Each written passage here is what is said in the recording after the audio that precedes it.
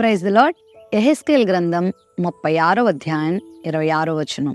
నూతన హృదయము మీకిచ్చెదను, నూతన స్వభావం మీకు కలుగు చేసేదను. రాతి గుండె మీలో నుండి తీసివేసి మాంసపు గుండెను మీకిచ్చెదను. ప్రభువుకి అసాధ్యమైనదంటూ ఏమీ లేదని మనందరికీ తెలుసు. మన స్వభావాన్ని మార్చగలిగినటువంటి శక్తి కూడా మన ప్రభువుకుంది. రాజు హృదయము దేవుని చేతిలో నీటి కాలువల వంటిది, తన చిత్తవృత్తి చొప్పున ఆయన దాన్ని త్రిప్పునని కూడా వాక్యంలో ఉంది. మనం కోరుకుంటే, మనం ఆయన అడిగితే, మనం ఆయన మీద ఆధారపడితే మన బుద్ధిని ఆయన మారుస్తాడు, మన స్వభావాన్ని ఆయన మారుస్తాడు.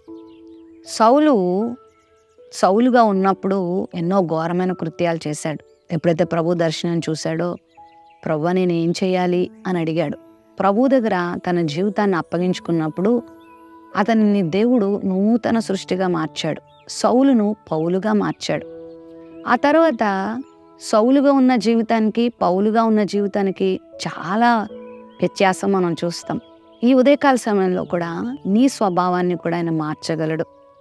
ఒకవేళ నీ జీవితము, నీ స్వభావము పదే పదే అపవాది చేతికి చిక్కి, దేవునికి దూరంగా చేసి, పాపానికి దగ్గరగా చేసి, నిన్ను బాధ పెట్టి, నిన్ను హింస పెట్టి, నీ జీవితాన్ని పాడు చేస్తుంటే గనక నువ్వు ప్రభు దగ్గరికి వచ్చి ప్రార్థన చేయొచ్చు. ప్రభువా నూతన స్వభావం నాకు ఇవ్వవా, నూతన జీవితాన్ని నాకు ఇవ్వవా అంటే ఆయన నీకు ఇస్తాడు. అంత మాత్రమే కాదు, నీ కుటుంబ సభ్యులు కానీ, నీ స్నేహితులు కానీ, నీ బంధుమిత్రులు కానీ ఎవరైనా ఇంకా పాపంలో మునిగి తేలుతూ, రక్షణ తెలియక, నిత్యజీవం తెలియక, మంచి మార్గం ఏంటో తెలియక లోకంలోనే నశించిపోతుంటే గనక వారి విషయంలో నువ్వు చేసే ప్రార్థన కూడా దేవుడు వింటాడు. ఇదిగో ఈ వాగ్దానం మన కోసమే.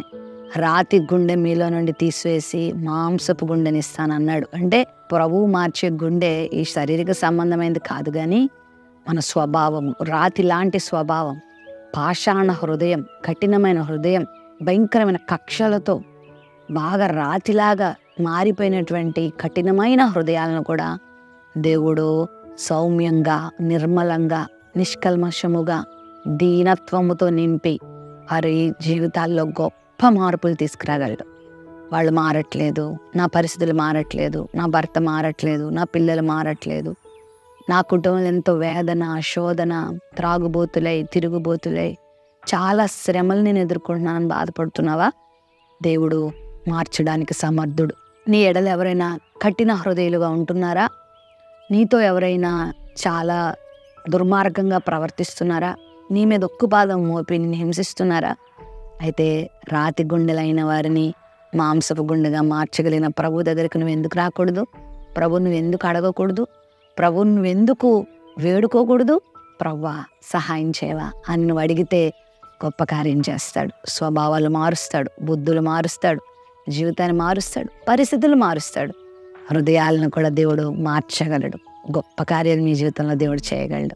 కఠినంగా ప్రవర్తించేటువంటి అధికారులను కానీ, ఆయా రకాల మూర్ఖమైన స్వభావం కలిగిన వారిని కానీ, తిరుగుబాటు స్వభావం కలిగిన వారిని కానీ దేవుడు మార్చగలడు.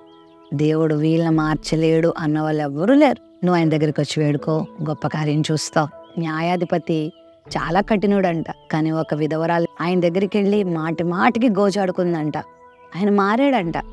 ఆయన హృదయం తెరవబడి ఆమెకు సహాయం చేశాడట, న్యాయం చేశాడట.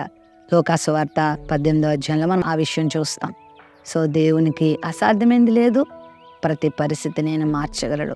కఠినమైన హృదయాలతో ఉన్నటువంటి వారిని శాంత గుణం కలిగిన వారిగా దేవుడు చేస్తాడు. దీనులుగా దేవుడు చేస్తాడు. నెమ్మది కలిగిన వారిగా, ప్రేమించే వారిగా దేవుడు మారుస్తాడు. ప్రేమ నమ్మకం కలిగిన మా తండ్రి, నీకు వందనాలు. ఈ సమయంలో నాయన మరి ఏమైనా చేయటానికి నువ్వు సామర్థ్యం కలిగిన వాడు. రాతి గుండె తీసివేసి మాంసపు గుండెనిస్తానని చెప్పావు అయ్యా. కఠినమైన హృదయం కలిగిన వారిని అయ్యా శాంత గుణం కలిగిన వారిగా చేయగలిగిన వాడు నాయనా. దీర్ఘశాంతం కలిగిన వారిగా మార్చగలవు, దయాళుత్వం కలిగిన వారిగా మార్చగలవు అయ్యా. హృదయాలను మార్చే దేవుడుగా, స్వభావాలు మార్చే దేవునిగా నీ బిడ్డలందరి జీవితంలో కార్యాలు జరిగించమని యేసు నామములో ప్రార్థిస్తున్నాం తండ్రి. ఆమెన్.